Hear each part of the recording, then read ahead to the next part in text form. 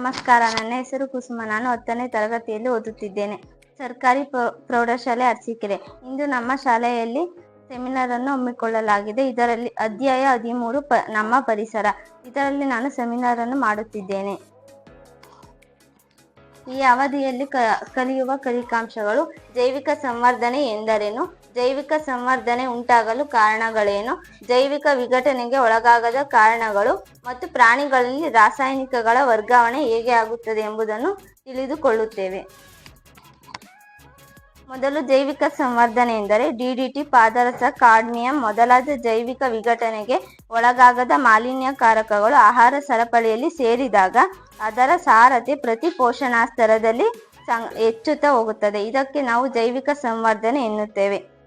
ಈ ಚಿತ್ರವನ್ನು ಗಮನಿಸಿ. ಗದ್ದೆಗಳಿಗೆ ಬೆಳೆಯನ್ನು ಬೆಳೆಯುತ್ತಿದ್ದಾರೆ. ಆ ಗದ್ದೆಗಳಿಗೆ ರಾಸಾಯನಿಕವನ್ನು ಸಿಂಪಡಿಸುತ್ತಿದ್ದಾರೆ.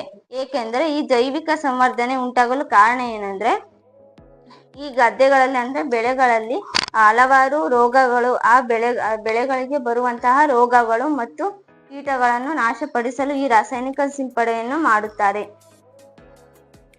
ಈ ರಾಸಾಯನಿಕಗಳು ಜೈವಿಕ ವಿಘಟನೆಗೆ ಒಳಗಾಗುವುದಿಲ್ಲ. ರೈತರು ಬೆಳೆಯನ್ನು ರಕ್ಷಿಸಲು ಈ ರಾಸಾಯನಿಕವನ್ನು ಸಿಂಪಡಿಸುತ್ತಾರೆ. ಆದರೆ ಈ ರಾಸಾಯನಿಕಗಳು ನೀರಿನಲ್ಲಿ ಮತ್ತು ಮಣ್ಣಿನಲ್ಲಿ ಸಂಗ್ರಹವಾಗುತ್ತದೆ ಮತ್ತು ಮಾಲಿನ್ಯಗಳನ್ನು ಉಂಟು ಮಾಡುತ್ತದೆ. ಈ ರಾಸಾಯನಿಕಗಳು ನೀರಿನಲ್ಲಿ ಸೇರಿದಾಗ ಅಲ್ಲಿರುವ ಜಲಸಸ್ಯಗಳು ಮತ್ತು ಪ್ರಾಣಿಗಳು ಆ ರಾಸಾಯನಿಕವನ್ನು ಪಡೆದುಕೊಂಡು ಆ ನೀರನ್ನು ಕೂಡ ಮತ್ತು ಆಹಾರ ಸರಪಳಿಯನ್ನು ಆ ರಾಸಾಯನಿಕವನ್ನು ಪಡೆದುಕೊಂಡಾಗ ಅವುಗಳೇ ಆಹಾರ ಸರಪಳಿಯಲ್ಲಿ ಸೇರುವ ಒಂದು ಮಾರ್ಗವಾಗಿದೆ. ಈ ಚಿತ್ರವನ್ನು ಗಮನಿಸಿ. ಈ ರಾಸಾಯನಿಕವು ನದಿ ಅಥವಾ ಸರೋವರಗಳಲ್ಲಿ ರಾಸಾಯನಿಕ ಸೇರಿದಾಗ ಅದರಲ್ಲಿರುವ ಸಣ್ಣ ಸಣ್ಣ ಕೀಟನಾಶಕಗಳು ಆ ರಾಸಾಯನಿಕವನ್ನು ಪಡೆದುಕೊಂಡು ಪ್ರಾಣಿಗಳು ಮತ್ತು ಪಡೆದುಕೊಳ್ಳುತ್ತವೆ. ಹೀಗೆ ಇದು ಆಹಾರ ಸರಪಳಿಯನ್ನು ಸೇರುವ ಒಂದು ಮಾರ್ಗವಾಗಿದೆ. ಈ ರಾಸಾಯನಿಕಗಳು ವಿಘಟನೆಗೆ ಒಳಗಾಗದ ಕಾರಣ ಇವುಗಳು ಪ್ರತಿ ಪೋಷಣಾ ಸ್ತರದಲ್ಲಿ ಸಂಗ್ರಹವಾಗುತ್ತದೆ. ಉದಾಹರಣೆಗೆ, ಈ ರಾಸಾಯನಿಕವು ನೀರಿನಲ್ಲಿ ಸೇರಿದಾಗ ಅಲ್ಲಿರುವ ಜಲಸಸ್ಯಗಳು ಹುಲ್ಲನ್ನು ತಿನ್ನುತ್ತವೆ. ಹುಲ್ಲನ್ನು ತಿಂದಿದ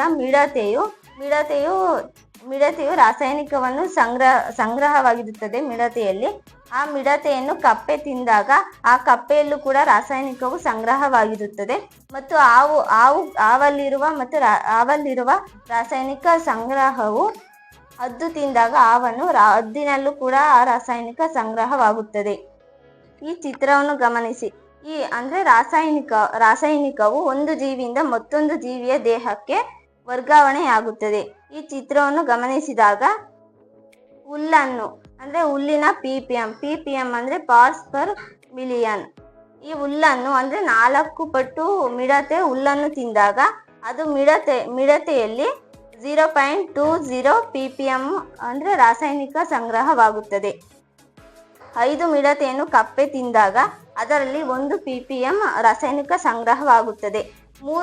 3 ಕಪ್ಪೆಯನ್ನು ತಿಂದ ಹಾವು 3 ppm ನಷ್ಟು ರಾಸಾಯನಿಕ ಸಂಗ್ರಹವಾಗುತ್ತದೆ. ಮತ್ತು ಈ 3 ಹಾವುಗಳನ್ನು ಹದ್ದು ತಿಂದಾಗ ಅದರಲ್ಲಿ 9 ppm ನಷ್ಟು ರಾಸಾಯನಿಕ ಸಂಗ್ರಹವಾಗುತ್ತದೆ.